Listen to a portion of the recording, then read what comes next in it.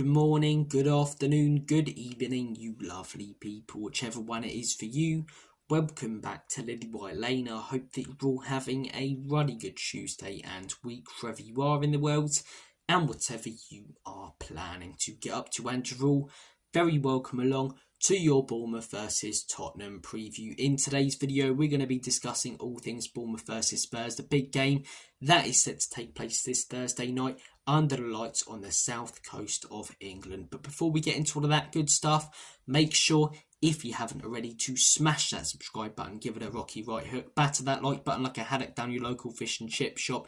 It hugely helps the channel out in the YouTube algorithm. Destroy that notification bell so you let know every single time we upload a new piece of Spurs content. And once you're done abusing all the buttons on the channel, be sure to comment all of your fantastic thoughts and opinions on the video and the upcoming game down below.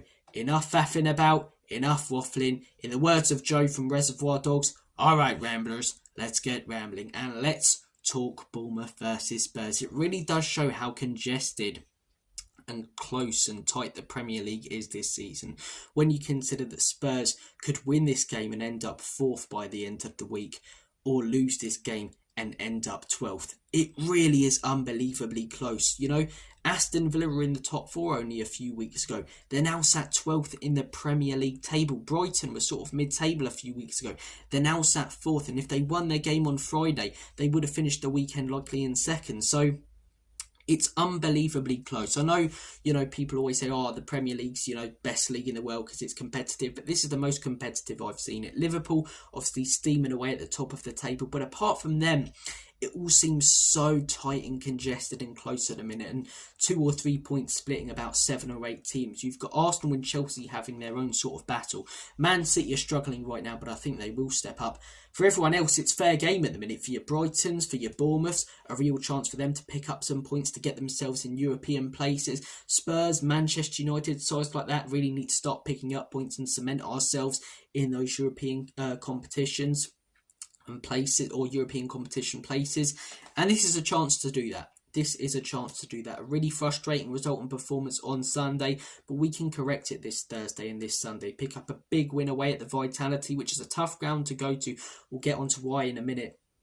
And go on and beat the scum Chelsea on Sunday. 6 points, as I say, in those 2 games. 7 in the space of a week with 3 games. I'd take that. So look, it's not going to be easy whatsoever. Bournemouth are no mugs. Let's have a look at their last 5 games. I've noted them down. Their most recent game was against Wolves last weekend, and they won that 4-2 away from home. 3 penalties for Kluivert. He bangs in all 3. I mean, fair enough.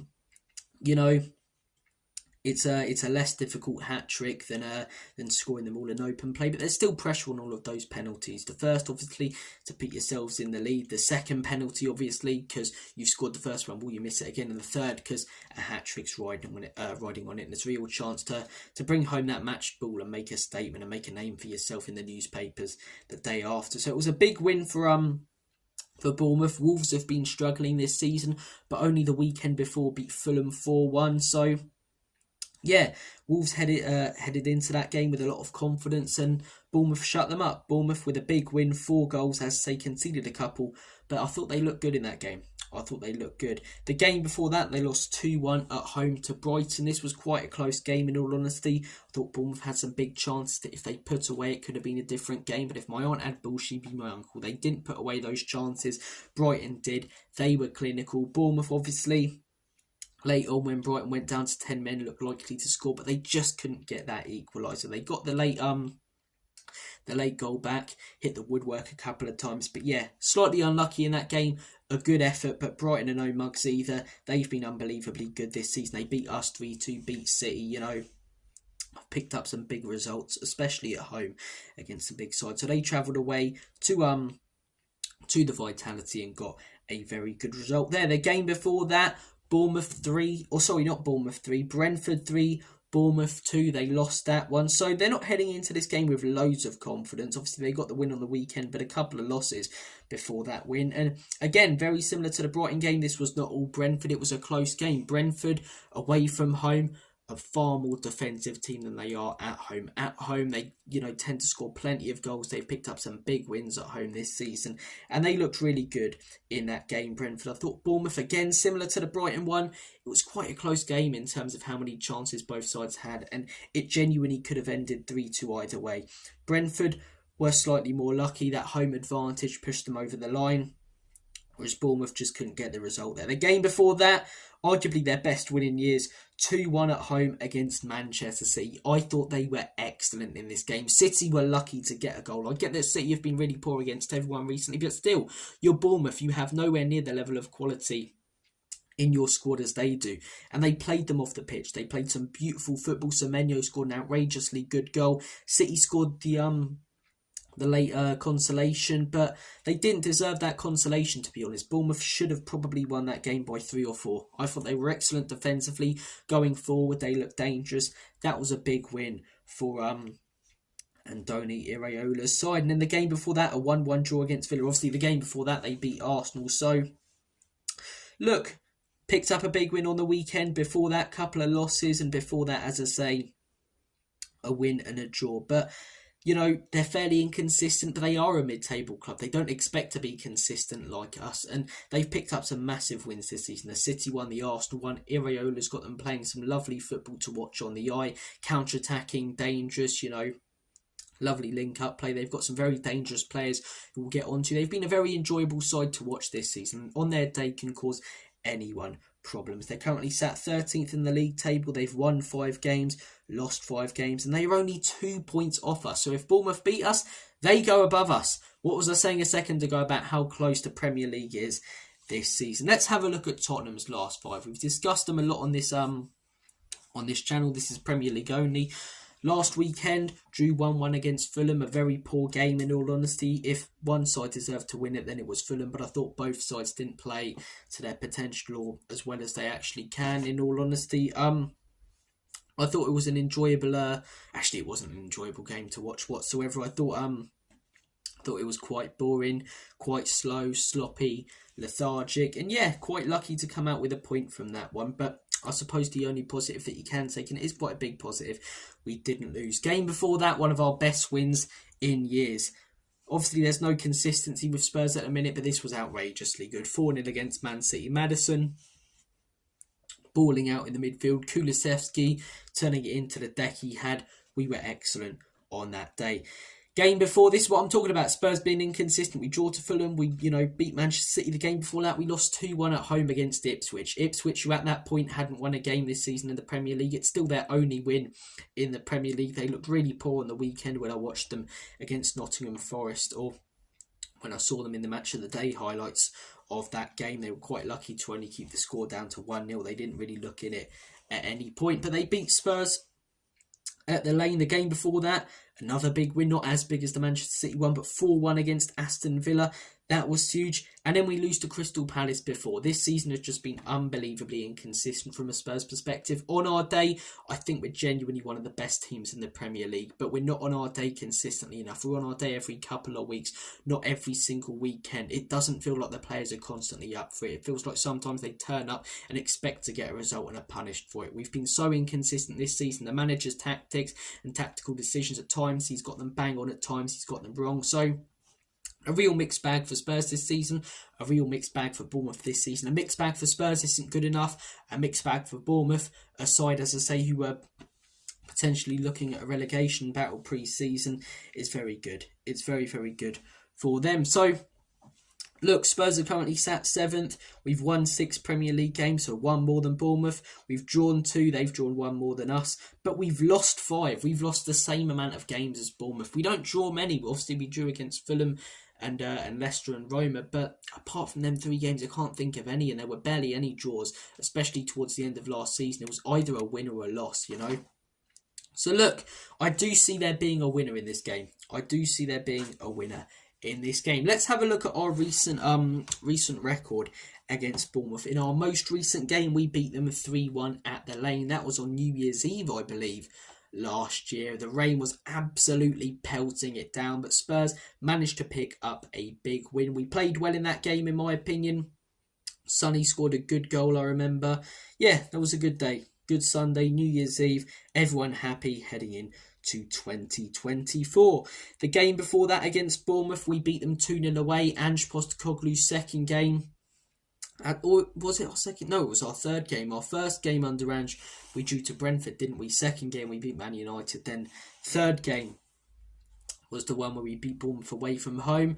Summer's Day, Ange Bull, in full force at that time, excited about the future and this new manager when he first came in. It was a really positive day, positive performance. Kulusevski with a good goal and Maddison with that lovely link-up play to score our first in that game. Then we had some real exciting affairs against Bournemouth. The game before that, we lost 3-2 to them at home. That was horrible. Under Stellini, we scored a late equaliser, which was pretty undeserved, and then they managed to get a late winner. It was a good winner, but you should never be losing at home to Bournemouth. You should never be losing at the Lane to Bournemouth. No disrespect, they're a solid side, but especially when you're a club like Spurs, don't lose at home to those mid-table clubs. It is fairly embarrassing, and especially at that time when they were, not contending for anything and struggling in the relegation battle. It was quite an embarrassing result, that one. Quite an embarrassing. The game before that, though, we beat them 3-2 in their own backyard. They beat us 3-2 at our ground. We beat them 3-2. We were 2-0 down under Conte. Remember, I didn't see this game. I was looking at the scores. I was at a Wickham game, actually, with a few mates. And I remember looking at the scores and I was like, 2-0 Bournemouth, and everyone around, I don't know why Wickham fans hate Spurs, Spurs are losing. Why do you care? Why does everyone just jump on the bandwagon of hating us? We're rent-free in everyone's heads, but I remember Wickham fans being like, Bournemouth 2, Spurs 0, Kiefer Moore scored a header, but we managed to claw it back. Bentancur with a last-minute winner. That was a very, very good day. A poor performance, but a good comeback. And the game before that was a 0-0. So, real mixed bag in our record against them. Win, loss, win, draw. You have to look at our most recent form and say we win more games than we lose, or draw against them, but that's what should be expected. But that recent record against them shows they're very capable of pulling off an upset against us, Bournemouth, and they have done, and I really wouldn't be surprised if they did this Thursday. They're danger men. I've noted down 3 big danger men for Bournemouth. The first, Kluivert. He's got to be up for it this weekend. Scored 3 penalties on the weekend, looked unbelievably dangerous, creative for the entire game. A lot of momentum. There's a lot for confidence heading into a game like this in front of his own fans after scoring that hat-trick.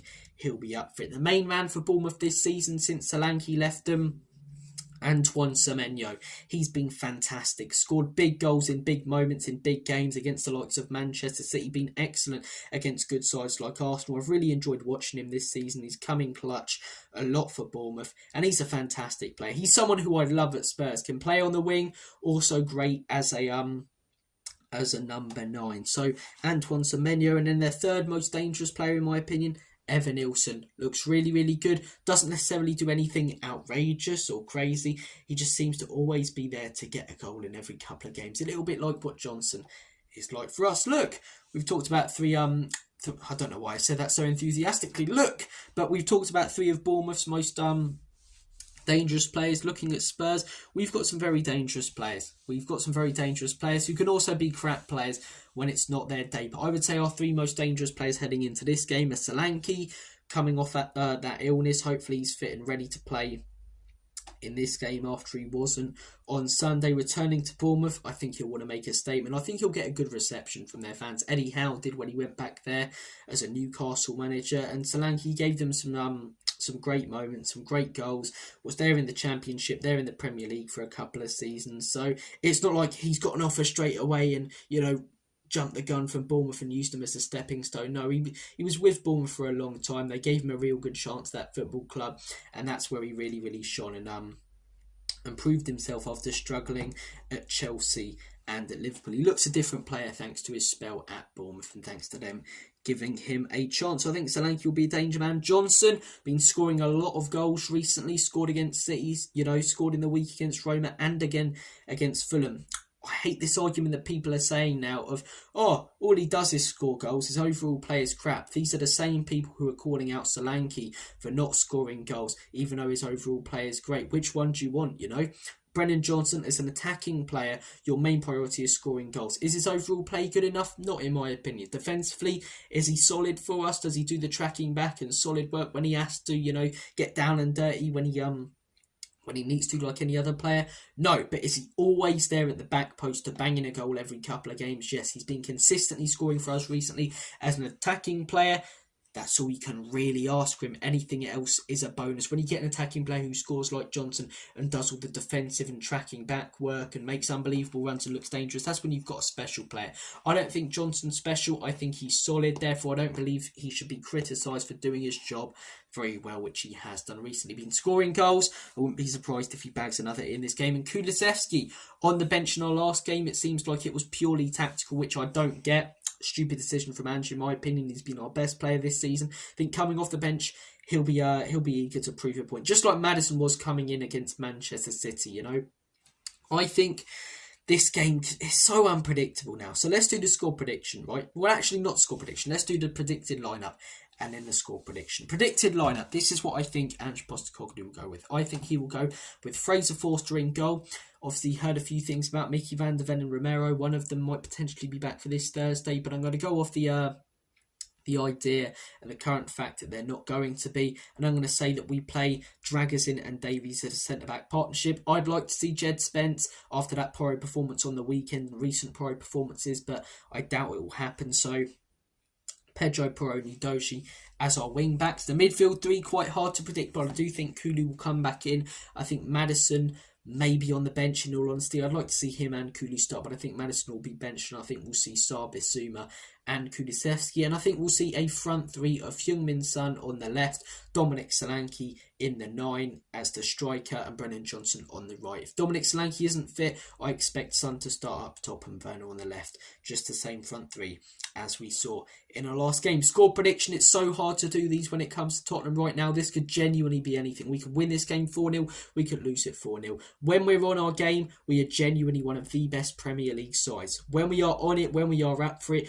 we are capable of beating anyone, capable of destroying anyone. But when we're off it, we're an absolute pile of shit. I don't remember pretty much any times under Ange where we've played really poorly and got a result. If we're not playing well, we do not win, and we struggle to get a draw. In all honesty, we were lucky to on Sunday.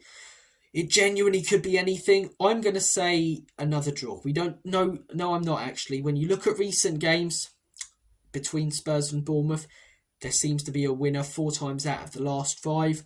Bournemouth at home, I think Bournemouth might do us. I do. I'm going to say 3-2 Bournemouth. I think there'll be goals, but I think at home in front of their own fans after that big win last weekend, some of the wins they've got at home this season against the likes of Manchester City and Arsenal, I'm going to back them to get a result over us. But I really wouldn't be surprised if we turn up and absolutely pan them 5-0 without them even playing that badly. We're that type of club this season. So my prediction, I hate betting against Spurs, but I'm going to go with a 3-2 Bournemouth. I wouldn't be surprised if we lose this game 3-2 and then pan Chelsea. We're just so inconsistent and hard to predict. But guys, I'm going to make like a banana and split. Take care, all the best, and as always, come on you Spurs.